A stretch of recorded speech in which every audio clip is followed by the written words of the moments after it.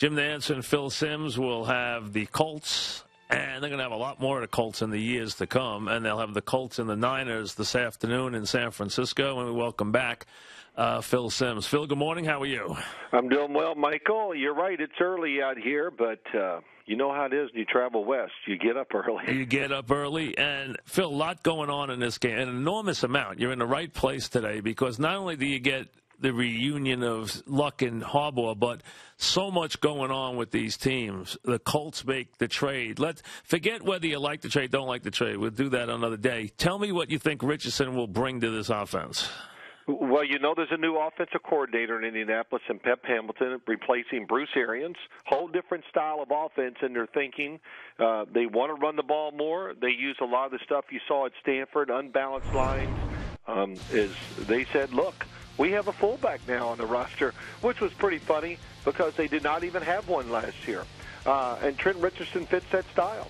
And why do they want to do that? Well, that's the way that Chuck Pagano wants to build his football team.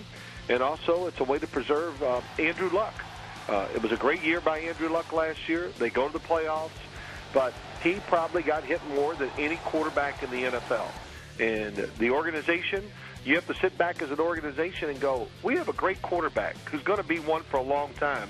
Let's preserve him and get a lot of use out of him. So what they're doing and they're thinking and getting Trent Richardson all goes in place makes a lot of sense. And I definitely have no argument with what they're doing, that's for sure. I don't think anybody, there might have been varying degrees on how good he was. I don't think anybody ever felt Luck wasn't going to be successful. I don't think anybody ever said anywhere, had a knock on Luck in any way. And he's been everything and more. What does Luck have to do here in this year as he matures?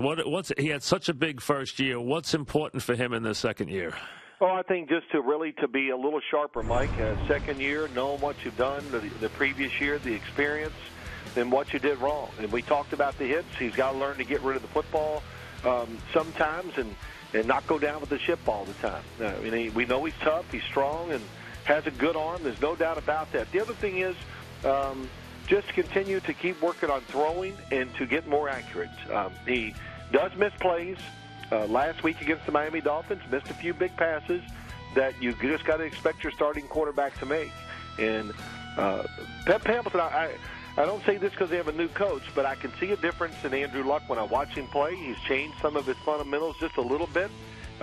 Actually, his arm looks stronger to me this year than it did last year, and we'll see how it works out for him. But I think he's going to continue to go upward. There's a lot of big matchups now with these young quarterbacks because we had four big ones burst on the scene. Last week it was Kaepernick and Wilson, and it was a run over for the Seahawks who just demolished the Niners. Niners coming off a terrible beating. Happens in this league, we know that, and especially up in Seattle. But how about now Kaepernick and where he is now? Everyone's always talking about his legs. He threw for 400 yards in week 1 against Green Bay. What do you notice, or what do you think San Francisco wants to do here with Kaepernick? Well, that's interesting. I think running the quarterback is something they will continue to do, but not even close to what they did last year at times. Because, again, the one thing I've noticed, a lot of stuff about the NFL, the running, when you do run with the ball as a quarterback now, you're taking more punishment than you did last year. You go back to that Sunday night game, Russell Wilson and Colin Kaepernick, they got hit more in that game than they did all of last year put together. And I think it tells you something. It's maybe the frustration of defensive players. They want them to run. They know how to hit them. They know how to deliver the punishment going to the ground. I notice it with every single one of them. These defensive players know how to hit you, fall on top of you as you go down, and try to give you every ounce of their body when they get those chances.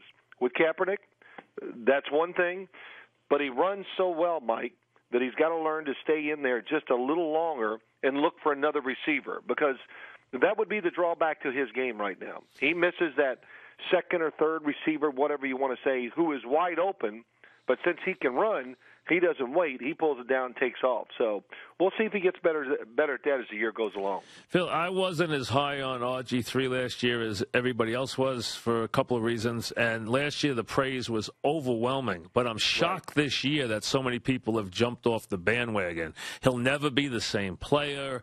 He'll never be able to do the things he did last year. I mean, are we going to get that crazy about this kid after 2 games that he's not going to show any of the stuff he showed last year again? Well, listen, that's the way it is in the media. That's the way it goes. I'm guilty of it at times. I'm up and down on players. I go, oh, wow, he's hurt. I forgot. I can't judge him the same. You and I have had that discussion many times. And I'll say this about the other thing is, too, I talked about his mechanics maybe last week or a week ago, and then this week I kind of said, it's silly. Of course his mechanics have changed. He had surgery. His knee is not 100%. Of course it's going to change how he throws the ball. But he's still going to have the speed. Even hurt, I've watched him run about 4 or 5 times in these games, and it was good. Yeah, it wasn't the cutting and the darting back inside. But, Mike, everybody was going to adjust to that this year anyway. His running was not going to be as prominent in that offense as it was last year, for the reasons that I just talked to you about, Andrew Luck and Colin Kaepernick. It's about survival. Yep. You got to pull back. None of them are running like they did last year already. And everyone in the offseason said they worked on it. Every team said they worked on it. They spent the offseason working on it. Defenses did. And already you see less running from these quarterbacks this year. The San Francisco 49ers had about 4 or 5 new concepts to crush the Seattle Seahawks last week. Now, I know Seattle's a terrific defense, no doubt about it. They came out with new things. I went, wow, I haven't seen this formation. What are they going to do? And as I'm watching it, they run the play, and they were daring the quarterback to keep it. They were baiting him. They were trying to trick him into keeping the football so they could hit him. They all have a good example. I'm watching BYU late last night on TV. They ran for 500 and some yards against Texas, mostly with zone reads and all that. They play Utah last night. The quarterback couldn't keep the ball. Every time he kept it, they smashed him. And I go, there's college football that can make the adjustment. I know the pros can make the adjustment then. So I'm seeing a lot of different ways. I'm sure we'll see some today from the Colts against this San Francisco offense. Can't wait to see what they can do. When it does work, a lot of times, sure, it's going to work sometimes, because we're talking about pros. Everything's going to work sooner or later, but it's just not going to be as dynamic because everybody, like you said, off-season, OTAs, even during the week now, every week they work on it a little no matter who the quarterback is. All right, we're talking with Phil Simms and Jim Nantz this afternoon. Colts and Niners in a very attractive 4 o'clock game. Since you weren't here the first 2 weeks, let's talk about the 2 New York quarterbacks because they both have made a lot of mistakes in their first 2 games. Eli Manning, what do you see? Anything concern you about his interceptions? Well, your interceptions, you can't make alibis from. I mean, a couple screens in Dallas. Oh, my gosh. If I was a quarterback and threw 2 interceptions on 2 screens, I don't know what I would do because, you like to chalk up those easy completions. And then when they turn into interceptions that lose you the game, that's tough. But, risky throws sometimes, that's got him in trouble. We've seen the throw before half last week many times from Eli Manning. When he's going to get hit, he's not afraid to take a chance and throw the football up. And there was the receiver went way too far inside. He threw it outside. That's a terrible mistake. But you look at the Giants, it's the inability to do other things. Run the ball, it all looks like it could be a problem for them for a while. The offensive line is just not a powerful, strong offensive line that we've seen in the past under Tom Coughlin and that Eli Manning's had. So it's going to be it.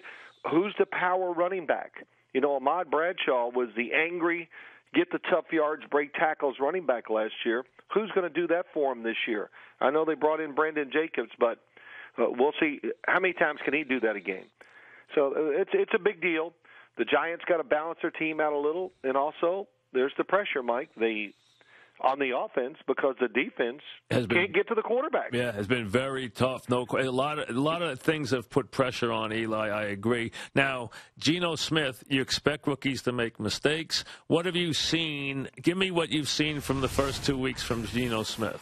Well, the big thing is rookie quarterback who had very little work in the preseason. So that is a double-edged sword, no question. But there's been some very good moments. I think once he gets more, just more experience, play a few more games, you get a better feel for the game. You know when to move, when to run, when to step in the pocket, make those throws. What do you think of him as a quarterback? Do you like what you see as a thrower? What do you see from him? Well, I think there's a combination of everything, that he can move, and he does have the potential to be a very good thrower of the ball. And that's what you got to is he going to be a runner like Russell Wilson and those guys? No, he's not. But you don't have to be. You just got to move a little bit in the NFL and have it. He does have that athletically. And the other thing is, too, Mike, I thought of him highly. People did because of his ability to throw. And that has to stand out when you watch him play. There have been throws in the first couple games that do stand out, and there's some that haven't. So he has to become that guy. And what are you going to hang your hat on? I always say that about quarterbacks. Tell me what's going to make it work. And don't tell me he's smart. Because if that's what we're hanging our hat on, then there's a lot of guys that can play quarterback.